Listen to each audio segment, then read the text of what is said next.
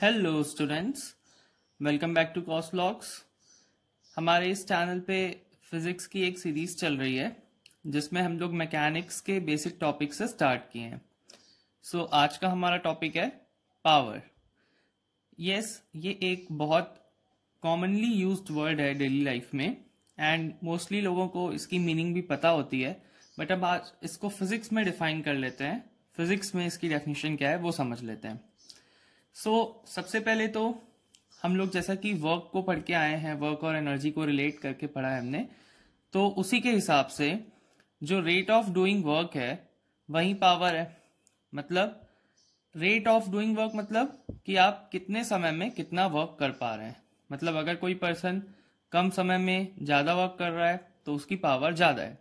Suppose 2 students हैं, उसमें एक स्टूडेंट एक दिन में एक पूरा चैप्टर कर ले रहा है और एक स्टूडेंट एक दिन में हाफ चैप्टर कर पा रहा है, तो जो पूरा कर ले रहा है उसकी रेट ऑफ डूइंग वर्क ज्यादा है, मतलब उसकी पावर ज्यादा है।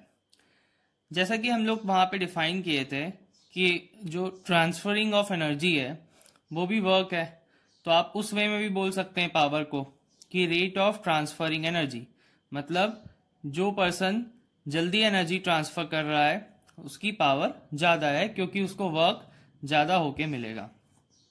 हम ये कह सकते हैं lesser is the time taken to do the work, larger is the power. मतलब जितना कम समय लग रहा है उतनी ज्यादा पावर है। अब इसको एक एग्जांपल से समझ लेते हैं। जस्ट इमेजिन कि आपको इस पर्सन से एक स्लैब पड़े, एक जगह पर पड़े, क्या होगा? हो सकता है आप गिर जाएं, दूर जाके गिर जाएं आप। अब इमेजिन करिए कि आपको इस पर्सन से स्लैब पड़े। इसमें चांसेस थोड़े से कम हैं, इसमें हो सकता है कि आपको उतना ज्यादा इम्पैक्ट ना हो। तो क्योंकि हमें देख के ही क्लियर है कि जो पहले वाला पर्सन है वो थोड़ा सा हल्क टाइप का है, तो उसका स्लैब में क्या होगा, वो ज्यादा एनर्जी ट्रांसफर करेगा। सो पर्सन दूर जाके गिर भी सकता है। लेकिन बाद वाला पर्सन थोड़ा सा स्किनी है तो उसमें थोड़े से चांसेस कम है। तो हम ये कह सकते हैं कि पहले वाले पर्सन की पावर ज्यादा थी। सो आई होप आपको ये पावर वाला कॉन्सेप्ट समझ में आ रहा होगा। हम जस्ट इमेजिन करते हैं 2 प्लेयर्स के नाम हमारे माइंड में आते हैं। मान लीजिए सपोज करते हैं क्रिस गेल, क्रिकेट के प्लेयर्स हैं ये। Okay, Chris Gayle. एंड दूसरा हम ले लेते हैं, let's say Rahul Dravid. I hope आप लोग को ये 2 नेम्स आते ही कुछ कुछ माइंड में आ गया होगा एंड इनकी जो स्किल्स हैं, जिनके लिए फेमस हैं, या ये कैसे अपने स्किल को शो करते हैं वो आपको मालूम है। क्रिस गेल से आप क्या उम्मीद करते हैं 1 ओवर में, और राहुल द्रविड़ से क्या करते हैं, ये कमेंट सेक्शन में बताइएगा। सो क्रिस गेल क्या करता है, पूरा मैच खत्म करके रख देता है, पूरा मैच बदल के रख देता है, 1 आवर में आते ही हिट करना स्टार्ट कर देता है। एंड राहुल द्रविड़ ये बेसिकली संभाल के खेलते हैं, टेस्ट के प्लेयर हैं। सो इन दोनों में अगर मैं पूछूं आपसे कौन ज्यादा एनर्जी ट्रांसफर करता है, तो आई होप सब बोलेंगे क्रिस गेल। क्यों? क्योंकि 1 ओवर में इनसे आप उम्मीद करेंगे कुछ 20, 25, 30 रन्स की, तो वहीं ये सिंगल डिजिट में कुछ रन्स बनाएंगे। सो उतने ही टाइम में ये ज्यादा काम करके दे रहे हैं, तो हम ये कह सकते हैं कि क्रिस गेल की पावर जो है वो ज्यादा है as compare to this person, until ये ज्यादा वर्क करके दे रहा है आपको Chris Gayle. So power basically है क्या, रेट ऑफ ट्रांसफरिंग एनर्जी है। जो पर्सन अपनी एनर्जी को जितनी जल्दी ट्रांसफर करेगा वो लाइफ में भी उतना ज्यादा सक्सेसफुल बनेगा। सिर्फ एनर्जी होने से नहीं होता है, you need to transfer that energy, you need to convert that energy into work. तो वैसे ही फिजिक्स में है, जिसकी पावर जितनी ज्यादा है मतलब वो उतना ज्यादा वर्क करके दे रहा है। सेम होता है लाइफ में, आप उतने ही पावरफुल बनते जाएंगे जितना ज्यादा आप वर्क करके दिखाते जाएंगे। अच्छा, बहुत इंटरेस्टिंग चीज है एक और, पावर की जो यूनिट है, एसआई यूनिट क्या है, वॉट है। सो अब नेक्स्ट हमारा टॉपिक है कॉलिजन। कॉलिजन वर्ड का मतलब होता है कोई कोलाइड करना या फिर टकरा जाना, टकराना। सो ये वर्ड माइंड में आते ही हमारे सबसे पहले जैसे दो कार्स का टकराना में याद आ जाता है, या जैसे बॉल को हम हिट करते हैं फ्लोर पे तो बाउंस बैक होती है कोलाइड करके। तो ये सारी चीजें हमारे माइंड में आती हैं, मतलब कि कॉलिजन वर्ड का एक बेसिक मीनिंग हमें क्लियर है। बट फिजिक्स में हम चीजों को कुछ थोड़ा बहुत अलग तरीके से डिफाइन करते हैं, तो आप उस पर बात कर लेते हैं। इसको कुछ बढ़िया बढ़िया एग्जाम्पल से समझेंगे। तो जैसे कि हमने देखा, अगर दो ऑब्जेक्ट्स फिजिकली कोलाइड करेंगे तो वो तो सबको पता है कॉलिजन होगा, ये वाला फर्स्ट वाला एवरीवन नोज। बट एक और तरीका है इसमें कॉलिजन हो जाने का, कि किसी दूसरे की प्रेजेंस में या फिर किसी दूसरे ने ऐसा फोर्स लगाया कि बिना फिजिकल कांटेक्ट हुए पहले वाले का पाथ अफेक्ट हो गया, मतलब पाथ चेंज हो गया, तो भी ये कॉलिजन है। अब इसको हम एक एग्जांपल से समझ लेते हैं। मान लीजिए कि कोई पर्सन नॉर्मली वॉक कर रहा है एक रास्ते पे, ठीक है। अब उसके सामने चलते चलते एक लायन आ गया, Run. तो व्हाट विल हैपन? लायन ने उसको टच तो नहीं किया है, लेकिन क्या होगा, वो दूर से ही उसको देख के अपना पाथ चेंज कर लेगा। तो यहाँ पे एक तरीके से लायन ने एक फोर्स एक्सर्ट किया उस पर्सन पे बिना टच किए, ताकि उस पर्सन का पाथ जो है वो चेंज हो गया। ओके, सो इसको भी हमने कॉलिजन ही कहा गया है, कि अगर किसी पर्सन का पाथ चेंज हो गया है जस्ट ऐसा फोर्स लगाने से कि जिसमें कांटेक्ट नहीं भी हुआ है। जैसे सपोज कोई पर्सन अपनी लाइफ में किसी स्टेज पे गलत रास्ते पे जा रहा है, अब उसको उस समय किसी ने राइट अमाउंट ऑफ एडवाइस दे दी, सही थॉट्स दिए, अच्छे थॉट्स दिए, तो those thoughts will bring that person to the right path.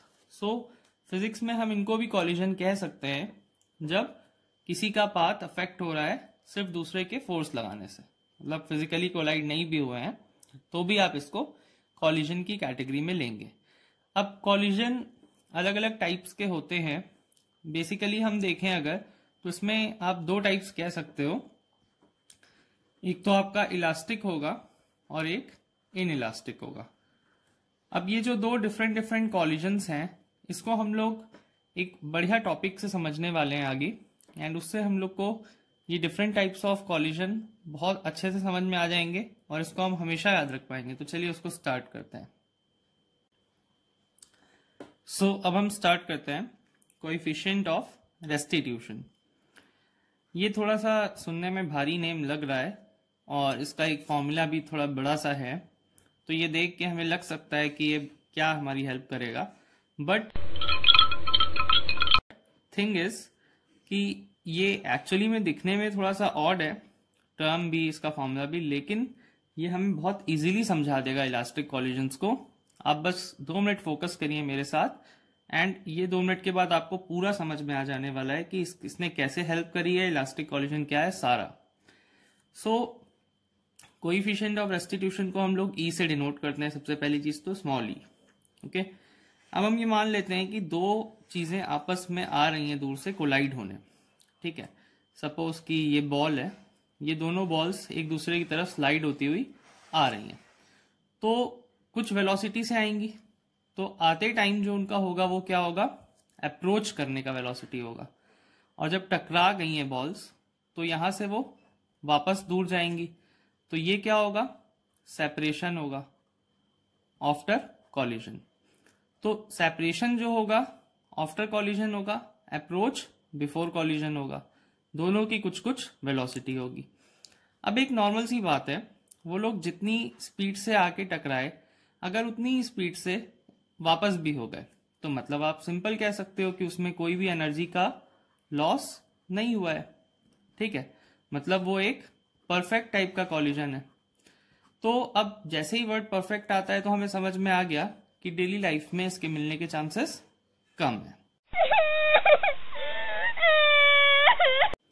So now अब हम इसमें ये देखते हैं कि जब भी ये लोग सेपरेट आउट हो रहे हैं, तो अगर उतना ज्यादा सेपरेट नहीं हुए जितनी स्पीड से अप्रोच हुए थे, तो उसका मतलब क्या हो जाएगा कि उसमें एनर्जी का कुछ लॉस हुआ है, और जो कि हमें मिलने वाला भी है, मतलब चांस उसके ज्यादा है।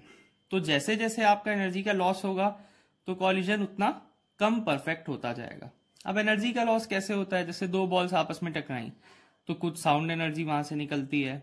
अगर मान लीजिए किसी पर्सन ने किसी को बहुत तेज स्लैप कर दिया तो थोड़ी सी वहां पे हीट एनर्जी भी प्रोड्यूस होती है।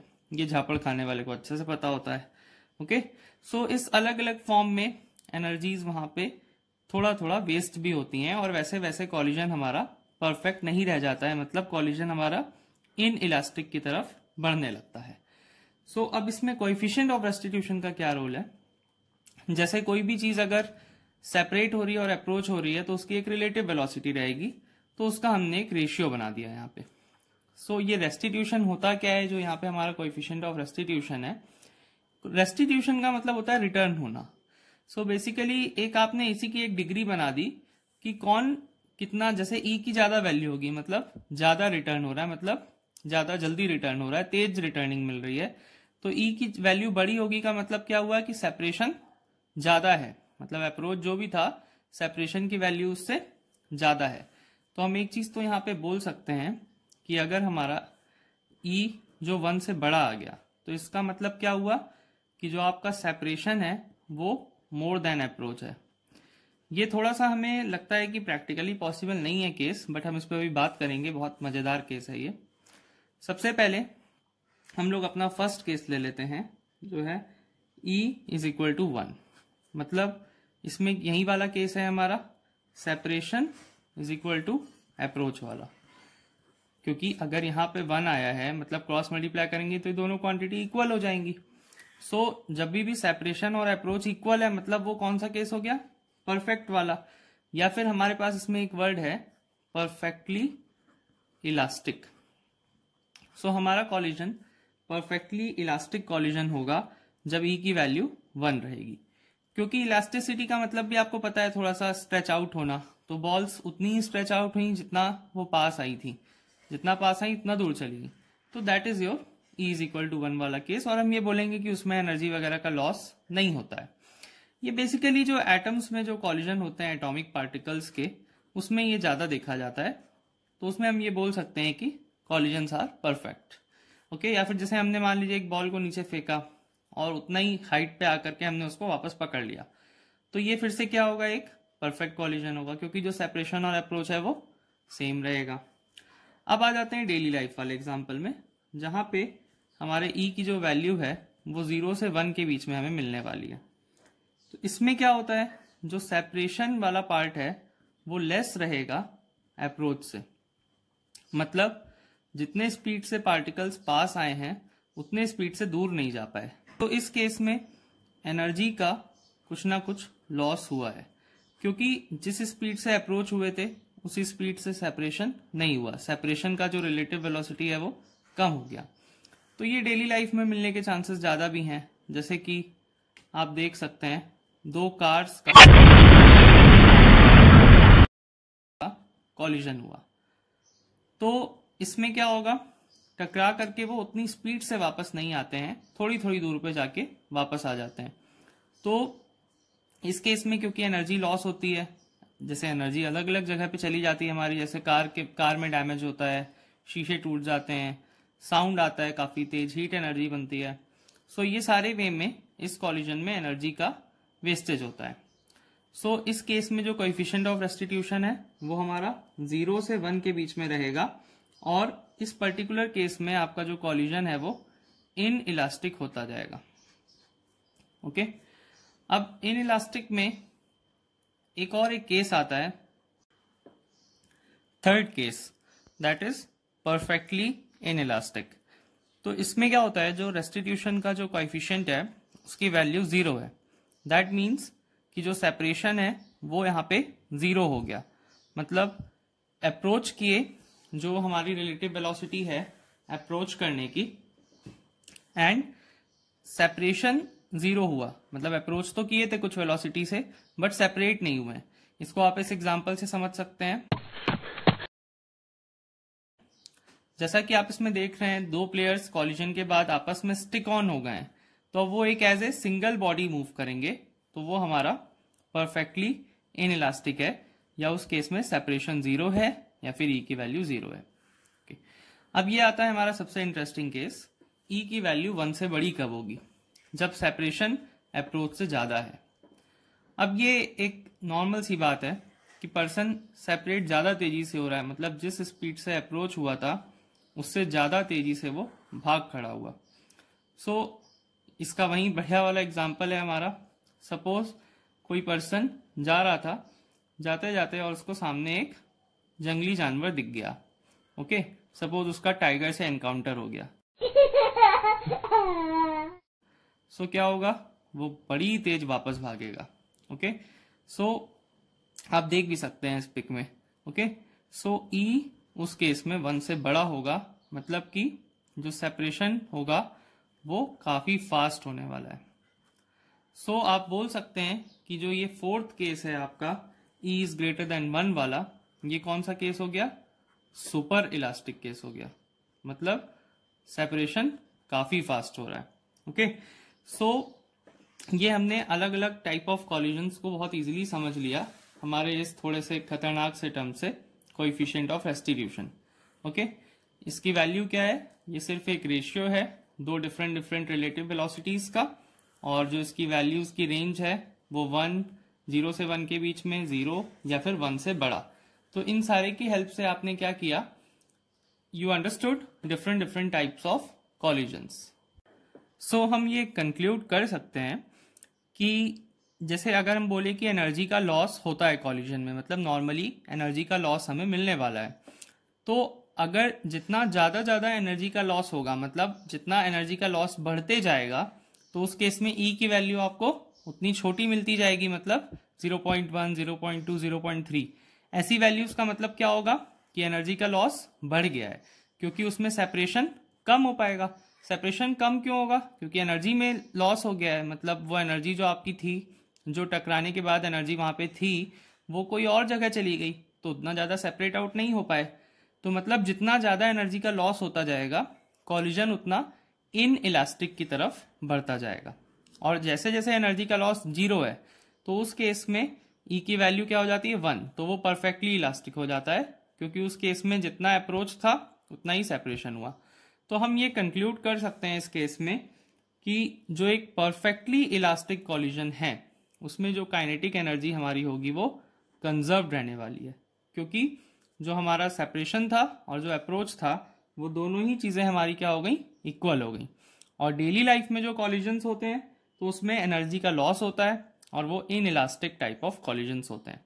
और ये तो एक हमारा इंटरेस्टिंग था ही सुपर इलास्टिक, जो हमने एक बढ़िया से एग्जाम्पल से समझा। तो आई होप आपको ये सारे टर्म्स जो भी हैं कॉलिजन से रिलेटेड ये अच्छे से समझ में आए होंगे। कोई भी डाउट्स हैं तो कमेंट कर सकते हैं। चैनल पे अगर नए हैं तो ऐसे ही अमेजिंग वीडियोस के लिए आप सब्सक्राइब ज़रूर कर लें एंड ये वीडियो शेयर करें।